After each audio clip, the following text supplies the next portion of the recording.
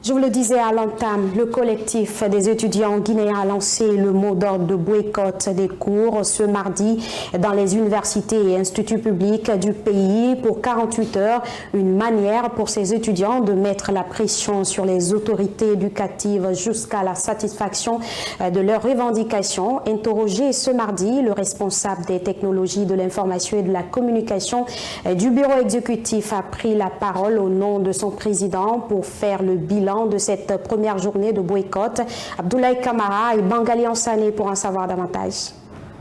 Le collectif national des étudiants guinéens décide de passer à la vitesse supérieure. Ce mardi 30 avril 2024, ils ont lancé un mot d'ordre de grève axé sur la cessation des cours dans les différentes universités et institutions d'enseignement supérieur pendant 48 heures. Effectivement, c'est suite à une consultation avec l'ensemble non seulement du bureau exécutif national des étudiants, mais avec tous les bureaux décentralisés des universités et instituts du pays.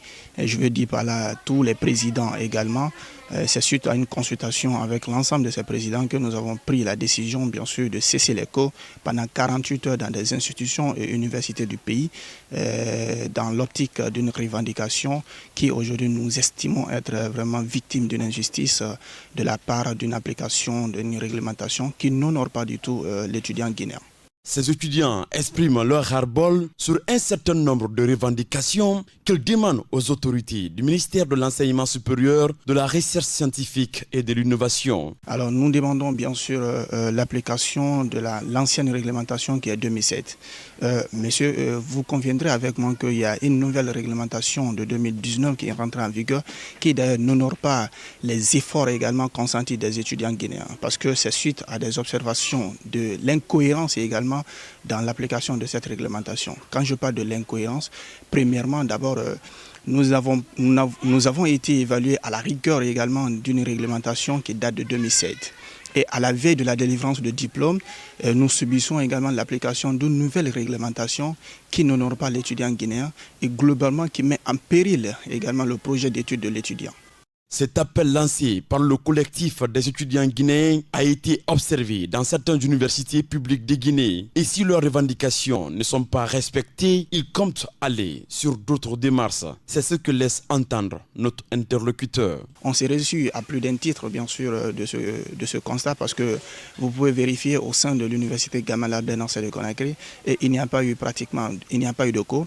Les étudiants qui n'étaient pas informés de la situation, quand ils sont partis et qu'ils ont su l'information, beaucoup se sont aussi retournés également.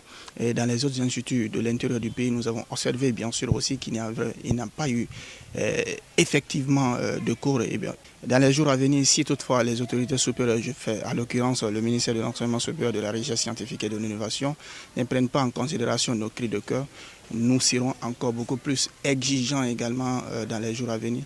Après le rappel des diplômes des promotions sortantes, des frustrations s'élisent partout dans certaines universités publiques de Guinée. Par exemple, à l'université Sonfonia, la 14e promotion a voulu organiser sa deuxième manifestation. Malheureusement, le film a mal tourné suite à la descente musclée des forces de l'ordre et de sécurité qui ont procédé à des arrestations.